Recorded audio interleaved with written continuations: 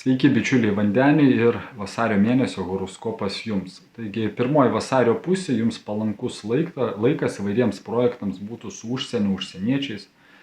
Įvairias paslaptis tyrinėti, tai kas paslėpta, kas nematoma. Jeigu užsiemate įvairiom ezoteriniam praktikom, palankus laikas meditacijai. Ir nuo vasario antros pusės palankus laikas savirealizacijai, būt, sakykime, pozityviai, rūpinti savo sveikatą, padėti kitiems, pačiam tobulėti, gauti pripažinimo, imtis daugiau atsakomybės. Ir nuo vasario pabaigos toks palankus laikas gali būti susijęs su finansais, su komunikacija, su šeima. Keisti savo mitybos įpročius, gali pagerėti irgi finansinė jūsų padėtis.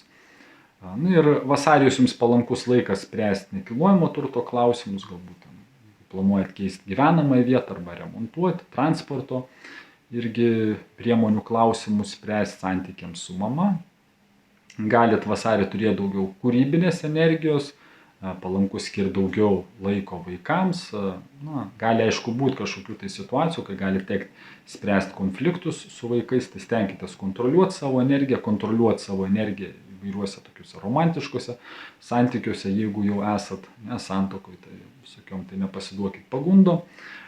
Ir palankus laikas būtent studijuoti vasario mėnesį tai, kas paslėpta, įvairioms transformacijoms, visokioms tai dvasiniams praktikoms, vidiniams savęs tobulėjimui. Tai išnaudokit vasario mėnesį prasmingai. Primenu, kad tai yra bendro pobūdžio informacija. Ir pasitikslinkit savo ženklą. Yra mano video, koks jūsų zodiako ženklas, tai reiškia būtent ascendentą pasitikslinti, nes mano horoskopai yra būtent skirti ascendento ženklui, kad nesuklystumėt po to, kad nebūtų painiavos. Ir jeigu domitės horoskopais, norėtumėt daugiau sužinoti apie astrologiją, apie horoskopų skaitimą, apie senovės astrologiją, tai kovo 2 dieną kviečiu prisijungti jūs prie Vedų astrologijos kurso pradedantiesiems. Tai būtų tiek, linkiu prasmingo, sėkmingo vasario mėnesio, dėkoju už jūsų dėmesį, būkite laimingi ir iki pasimatymo kituose video.